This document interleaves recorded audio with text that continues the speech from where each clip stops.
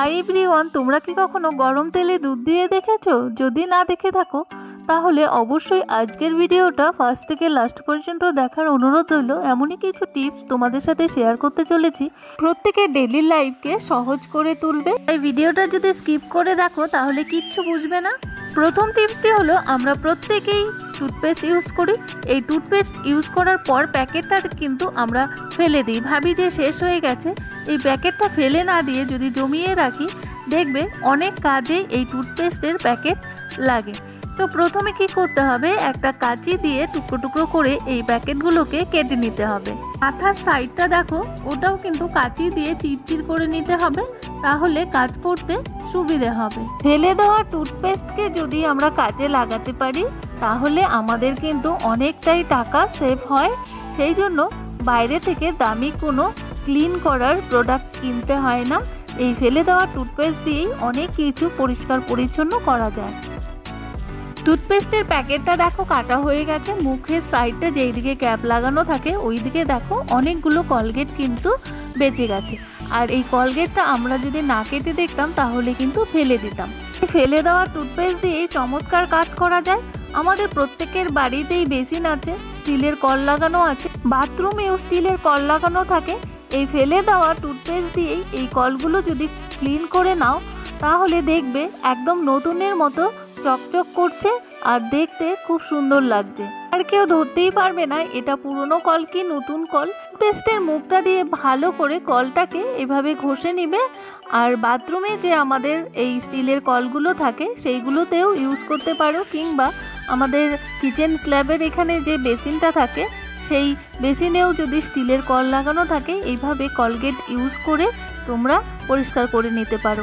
এবারে আমি ধুয়ে দেখাচ্ছি কতটা ক্লিন হয়েছে আর আগে কতটা নোংরা ছিল। তাহলে আমরা ফেলে দেওয়া টুথপেস্টকে কাজে লাগিয়ে এইভাবে যদি বেসিনগুলো পরিষ্কার করে নিতে পারি তাহলে দেখতে কতটা সুন্দর হয়। দেখো কতটা ক্লিন হয়েছে, পরিষ্কার একদম ঝকঝক করছে। তোমরা অবশ্যই এই টিপসটি অ্যাপ্লাই করতে পারো, অনেকটা টাকা বেঁচে যাবে। দ্বিতীয় টিপসটি হলো খুব ইম্পর্টেন্ট একটা টিপস। আমরা কিন্তু প্রত্যেকেই বাড়ির বাইরে যাই আর সাথে একটা সাইড ব্যাগ ক্যারি করি কিংবা পিট ব্যাগ ক্যারি করি।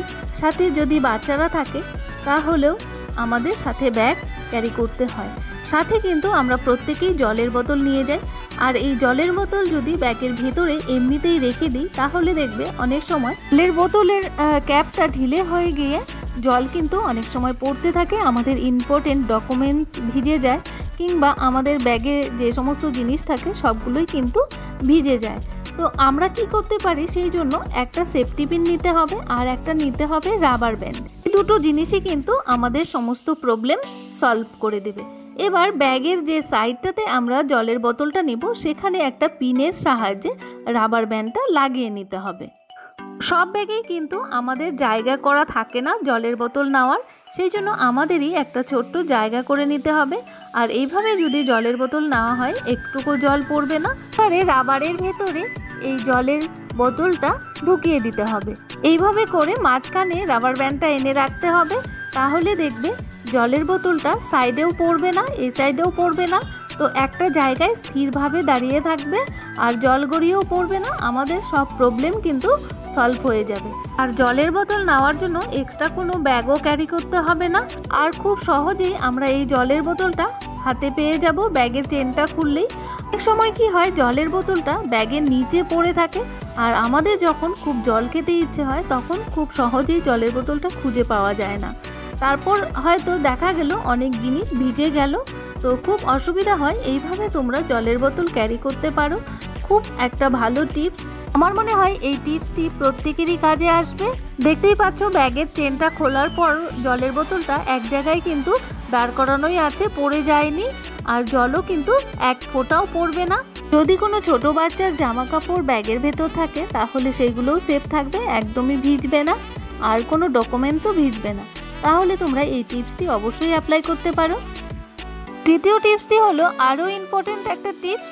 অনেক সময় আমাদের রান্না করার পর তেলটা কিন্তু অনেক কালো হয়ে যায়, যেমন লুচি ভাজার পর তেলটা কিন্তু অনেকটাই কালো হয়ে যায়। অনেক সময় ভাজা করা হয়, ভাজা করার পরেও তেলটা কালো হয়ে যায়। এই তেলটা কিন্তু অন্য সবজিতে দিলে সেই সবজিটাও কিন্তু দেখতে খুব খারাপ হয়। তেলটা যদি আমরা খুব সহজেই পরিষ্কার করে নিতে পারি তাহলে অন্য সবজিতেও এই তেলটা ব্যবহার করতে পারবো। তার জন্য কি করতে হবে, নিতে হবে 1 কাপ ঠান্ডা দুধ। তেলের পরিমাণ অনুযায়ী দুধটা নিতে হবে আর তেলটাকে খুব ভালো করে গরম করতে হবে। সেই গরম তেলে দুধটাকে আস্তে আস্তে করে দিয়ে দিতে হবে, তাহলে দেখবে তেলটা খুব সহজেই পরিষ্কার হয়ে যাচ্ছে, তেলটা নষ্টও হবে না আর আমরা অন্য সবজিতেও ব্যবহার করতে পারবো। এবারে দুধটা দেখো দলা মতো পাকিয়ে গেছে, এবার দুধটাকে তুলে নিতে হবে আর তেলটা দেখো কতটা ক্লিন হয়ে গেছে। আর এই তেলটা দিয়ে অন্য সবজিও রান্না করা যাবে আর এই তেলটা কিন্তু আর নষ্ট হলো না, ফেলানোও গেল না, আমরা সহজেই অন্য সবজিতে ব্যবহার করতে পারবো। এই টিপসটি যদি তোমাদের ভালো লেগে থাকে তোমরা অবশ্যই অ্যাপ্লাই করবে, কেন কি না প্রত্যেকের বাড়িতেই এই সমস্ত ভাজা হয়, লুচি ভাজা হয়, তখন কিন্তু তেলটা খুব কালো হয়ে যায়, অন্য কোনো সবজিতে ব্যবহার করা যায় না। তো তোমরা দেখতেই পাচ্ছ তেলটা কত পরিষ্কার হয়েছে। এভাবে ঠান্ডা দুধ দিয়ে আমরা গরম তেলের মধ্যে যদি দিয়ে দিই তাহলে খুব সহজেই আমাদের কালচিটে তেল খুব সহজেই পরিষ্কার হয়ে যাবে। 4 নম্বর টিপসটি হলো আমরা প্রত্যেকেই বাড়িতে দেশলাই ইউজ করি আর এই দেশলাই কিন্তু বর্ষার সময় খুব ড্যাম হয়ে যায় আর কিছুতেই এই দেশলাইগুলো জ্বালানো যায় না। তার জন্য কি করতে পারি, আমরা যে কফি খাই, কফি খাওয়ার পর যে ছোট কৌটোগুলো আছে সেইগুলোকে একটা নিতে হবে, কিংবা বাড়িতে যদি ছোট এইরকম কাচের কৌটো থাকে সেইগুলো নিলেও হবে। এবার কি করতে হবে, সমস্ত দেশলাইয়ের কাঠিগুলো এই যে কৌটোটার মধ্যে ভরে দিতে হবে। এইভাবে যদি তোমরা বর্ষাকালে দেশলাই রাখতে পারো তাহলে দেখবে একটা দেশলাইয়ের কাঠিও নষ্ট হচ্ছে না, খুব সহজেই জ্বালিয়ে নিতে পারছো। এবার কি করতে হবে, দেশলাইটের যে 2 সাইডে বারুদ লাগানো থাকে সেই সাইড দুটোকে একটা কাঁচির সাহায্যে কেটে নিতে হবে। আজকের টিপসগুলো তোমাদের কাছে কেমন লাগলো তোমরা অবশ্যই কিন্তু একটা লাইক করে কমেন্টস করবে আর যারা নতুন বন্ধু দেখছো তারা অবশ্যই সাবস্ক্রাইব করে বেল নোটিফিকেশনটি অল করে রাখবে, তাহলে আমার নিত্য নতুন ভিডিও, ব্লগ বা রেসিপি বা কিচেন টিপস সবার আগে তোমাদের কাছে পৌঁছে যাবে। আমি যে দেশলাইতে 2টো সাইড কেটে নিলাম, একটা আমি কফির কৌটোর ভিতরে ঢুকিয়ে দিয়েছি, আরেকটা রেখে দিলাম। এবার কি করতে হবে, এবার একটা ডাবল টেপ নিয়ে কফির কৌটোর উপর দিকটাতে এইভাবে লাগিয়ে রাখবে। ডাবল টেপের ওপরে আমি যে দেশলাইটের সাইড দুটো কেটে নিলাম, একটা সাইড আমি কফির কৌটোর ভিতরে ঢুকিয়ে দিয়েছি আর একটা সাইড এই ডাবল টেপের উপরে এভাবে লাগিয়ে দিবে। এভাবে যদি তোমরা দেশলাইট রাখো অনেক দিন পর্যন্ত ভালো রাখতে পারবে। আর ভিডিওটা যদি ভালো লাগে তাহলে ফ্যামিলি আর বন্ধুদের সাথে শেয়ার করতে পারো।